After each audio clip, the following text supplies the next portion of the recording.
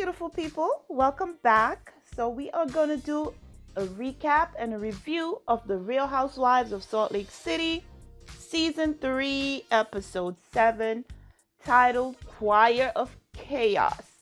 So, if you remember, we left off where we had Heather doing the choir auditions, and we had Jen and Meredith bringing in the people who were auditioning, and of course, some stuff get popping outside. Now we have Angie K and Angie H get into it. As you know, Angie K is Jen's friend, and Angie H is Heather's friend. So Angie K says to Angie H, why is it that you and your husband started a fake Twitter page called Shah Exposed and use it to bash Lisa? So Angie H was like, I didn't know that my husband was doing this. I'm not a part of it. If there's a problem with it, take it up with my husband. Of course, Angie K was like, you are a unit. Once you marry, you know exactly what your husband is doing. You're putting it in his lap. However, you're the main person behind this. Whitney walks up now, did not know that Angie H had done that with her husband. And Whitney goes in the confessional like, oh my gosh, I'm dressed like this woman today. All I want to do is pull my top hat down and disappear within my top hat. Angie K then goes to get Jen and like, Jen, come here. Jen is over here trying to boost up the crowd to keep them hype up in order for them to go on audition. Now she gets pulled into the argument and Angie K relays everything that's going on. Jen, of course, gets to shouting because you know Jen is emotional. She's like, you know your husband is doing it. This is BS what you're saying. You know what he's doing. So now Heather's assistant sees this from across the way. He goes inside and he gets Heather. He's like, you need to come outside. There's some stuff popping off that I think you need to be a part of. Heather comes outside. She's listening to Jen and Angie H go back and forth. Then Angie H turns to Heather and says, Heather, do you know of my husband to being a bully? Heather, in front of everybody, says, no, he's actually a nice guy. This sends Jen into another tizzy because right then and there, you're telling everybody that you're taking the side of Angie H. Now Jen is like, I'm sick and tired of this. She walks off crying. She finds a room to go crying. Heather goes back into the audition, and the ladies are left outside talking. Now we see Lisa shows up. Lisa goes inside. I believe Meredith takes her inside and introduces her. I'm not sure if it was Meredith or one of the other people. Introduce Heather as, here's Heather. She is about to audition. Here is Lisa. She's about to audition. She does very well. Heather is pleased that she came. At some point throughout all the melee, Whitney and Angie H was able to also do their audition. They're auditioning for a gospel choir. However, they're dressed in burlesque and doing a dance.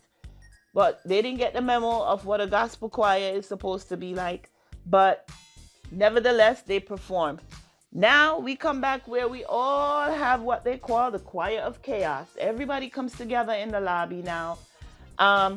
Lisa, who just walked up, didn't know all of this was popping off. So she's sitting there looking, going back and forth. Jen and Angie, Jen and Heather. And she gets up and she's like, I'm leaving. This don't make no sense because how is it that, because at one point, Angie H apologized to Jen. And Lisa is like, how is it that Jen is getting an apology? Where's my apology for all the rumor you started on Twitter? So that Angie's like, what did you just tweet on Twitter last week? So they were going back and forth. I'm like, oh my God, this is really a lot. It was just too much to even take notes on. So it got to the point where they were getting nowhere. It got to the end where it was left where Lisa was talking to Heather. And Heather was kind of being condescending with Lisa. Like, yes, you're right. Everything you do is right. Everything I do is wrong. You know, stuff like that. She's like, she just wanted it to be over with and wanted to get back to her event. So Jen felt like Heather was being dismissive to her and also to Lisa. So we leave all that chaos right there. So now we have Meredith and Seth at home taking a nice relaxing bath. It was the perfect scene that we needed after that chaos at the choir audition. So Meredith, they're playing around, of course, in the tub, which you're supposed to do with your spouse when you're in the tub.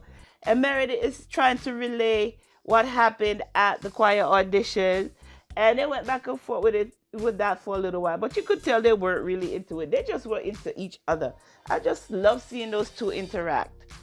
Now that was a quick scene. So now we have Heather and Dre, and we have them visiting the site of their second location for Beauty Lab. They're saying when they pulled up, they were in awe because they said the last time they saw it, it was just a pile of rubble. So therefore, them seeing it now is just nice. They say it's quite a ways away from the first location. However, where the location is gonna be, they just love it. So they're looking forward to it. They walk the site with the contractor. They see that it's gonna be a huge facility, or a huge location facility, and they were just loving it. So then, while at the site, Heather was talking to Dre. She really doesn't bring Dre into the chaos with the other ladies because, Dre's her business partner. She don't want nothing to do with all that. All I'm here for is to make sure this business stay afloat, girl. I don't want to hear about the drama between you and your friends. But she was just telling us in the confessional that, all these seasons, she was managing to keep the ladies cohesive. But now she's saying whatever she is doing lately to try and make the group cohesive is not landing, and she doesn't know what to do. So she's like, all I want to do is focus on my business, build my business, and have everybody get along. So that was basically the scene with Heather and Dre. Now we have Lisa and John. They're going out to dinner. I'm not sure if it's for an anniversary or just because. She shows us her bracelet that John gave her. She's like, thank you for my bracelet, John. We find out that it's a designer bracelet that cost $6,900. Why the producers needed to put that up on the screen, I don't know. But they did. She gets to the venue, and from her server, she orders Vida tequila. And he suggests a nice cocktail using the tequila. And then she kind of find out she doesn't ask him, but he goes in to tell her that Vida Tequila is one of their best selling brands of tequila. She was happy to hear that, and then she tells us that she doesn't think the server knows that he was actually talking to the owners of Vida Tequila. So she got that out. And then he's talking to John about what she feels that she's lacking in her life. And she's saying that, she doesn't feel like, spirituality, which used to be a huge part of her life or their life, hasn't been the same for a while now. So she feels like she really needs to connect with her spiritual side. Of course, John listens to her and, gives some word of encouragement like he usually does. And then they go on to enjoy their dinner. Now we have Jen and Coach Shah. And they're at home, and he's asking her, how did it go? How was the audition? Was it good? And she's telling him that, there were some people there that she knew, others she didn't know. But then she broke down what happened with Jen, with Heather and Angie H and Angie K. And in a nutshell, Jen told Coach Shah that she didn't feel like Heather had her back based on the interaction that she had with her and the ladies. And Coach Shah told her basically, listen, you need to get a new friend. If you feel that your friend is not showing up for you like you're supposed to, go ahead and get a new friend.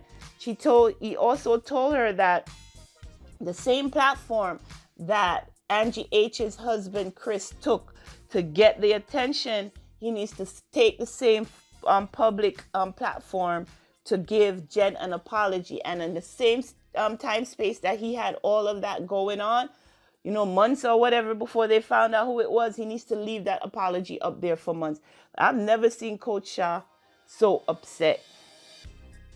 Next, we have Lisa and Whitney. They meet up at a local park with their son. We have them playing basketball and riding scooters and just, hanging out with each other. And Whitney says in her confessional, who would think a year ago that Lisa and I would be friends? I never would have thought that.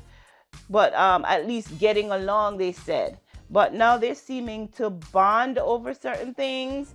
Like, for instance, Whitney says since they went on their trip to Arizona, she has feel a disconnect with Heather. She says even though she went to Heather audition and showed up for Heather, Heather have not called her and even said anything to her about Justin getting fired. So I don't think Heather knew about it. I don't think social media, that Heather is into social media like that. She is focusing on her business and trying to get everything done. I don't think she knew about Justin getting fired. So Whitney lets Lisa know that Justin is settling in to his newfound freedom, as she calls it. He's finding time to do things that he never had time for before. For instance, he's helping around the house. He's doing laundry. He's doing carpooling. I was carpooling. Remember that with Mary and Whitney? And he's doing carpooling. She said he may not do it the same way she does, but at least it's getting done. So he's helping a lot more around the house. Again, they talk about the retweet that Lisa did regarding Heather's dad. And she's saying that Heather used her dad to lie about her. This is what Lisa is saying. And she's saying also that she really wants a friendship with Heather, but she doesn't know how to go about it. So the two were actually talking about their non-friendship with Heather and how they're going to try and fix it, or even if they should fix it. According to Whitney's point, she's like, I always take on other people's problem and make it my own. And I see that you don't do that, Lisa. So I don't think going forward, I'm going to try and take a page out your book and not take on people's problems and just focus on me. So that's where the two had their discussion at the park. Now, the last scene of the day, we had Whitney and Heather. Whitney goes over to Heather's house. Heather's there doing some paperwork. And she comes in and, you could tell there was some tension between the two. Because like Heather says, she doesn't know how to approach these ladies anymore. She said the way she usually deals with things is not landing the same as before. So now they're in her living room and they're talking about, the disconnect of the friendship between the two. Heather's telling Whitney that she really doesn't know how to go about fixing it because she's trying and she doesn't seem to be receiving what she's trying to bring to her. Of course, now Whitney brings up the fact that you're not being to Heather. She's telling Heather, oh, you're not being receptive to Lisa as well. So Whitney is like, girl, are you seriously coming in my house and trying to advocate for Lisa when you and I have an issue with our relationship, us being cousins and us being friends? I know you're really not in here doing that. So she's like, you know what? I'm over this. I've tried it with you. It's not working. Whitney is still trying to talk to Heather. Heather, goes into one of her rooms and tells us that, listen, I'm over this. I've done my job for the day because, as you know, with production, you have to film when they tell you to film or you're getting fined. She's like, I've done my job for the day. I'm over this. Take your microphone. Get out of my house. So that is where the episode ended. Of course, she didn't say it word for word, but her actions really said it. She gave them back the microphone. She slammed the door. She pushed Whitney towards the front door, like, please leave. And that was the end of the scene. Heather is just over these ladies. She has a lot on her plate. She's sick and tired of trying to mend friendships between the other ladies, and now she have to worry about mending her friendship with her cousin Whitney. So she's like, girl, I'm over this. I'm over this. Film me right now. Get out of my house, and I'll see you on the next time that I need to film. So that was the gist of the entire episode. The two ladies, Whitney and Lisa, I'm guessing they're getting closer and closer because they both have an issue with Heather, and Heather doesn't know how to fix it with them. So that is my recap and my review of The Real Housewives of Salt Lake City, Season 3, Episode 7, titled Choir of Chaos. I don't know how things are going to go forward in the next couple of episodes because we still have some unresolved issues with Angie H and Jen, with Angie H and Lisa. Whitney, I'm sure, is going to try and back away from Angie H because she didn't know that she was that messy. And now we still have the problem with Lisa and Heather and Whitney. Wow, it's a lot. It's a lot going on. But for sure, when Jen is sentenced and she's gone, I'm definitely gonna miss her because Jen comes out of her face and tells it like it is. I will be missing Jen. The way the things that come out of her mouth. I'm like, girl, how can you say such a thing? How you gonna call the man a fat elf on the shelf? That's not nice. But then again, she's upset, so it's gonna come out. But again, like I said, girls, this is my review for The Real Housewives of Salt Lake City, Season 3, Episode 7, titled Choir of Chaos. And until next time, be sure to take care of yourselves and your families. Bye bye.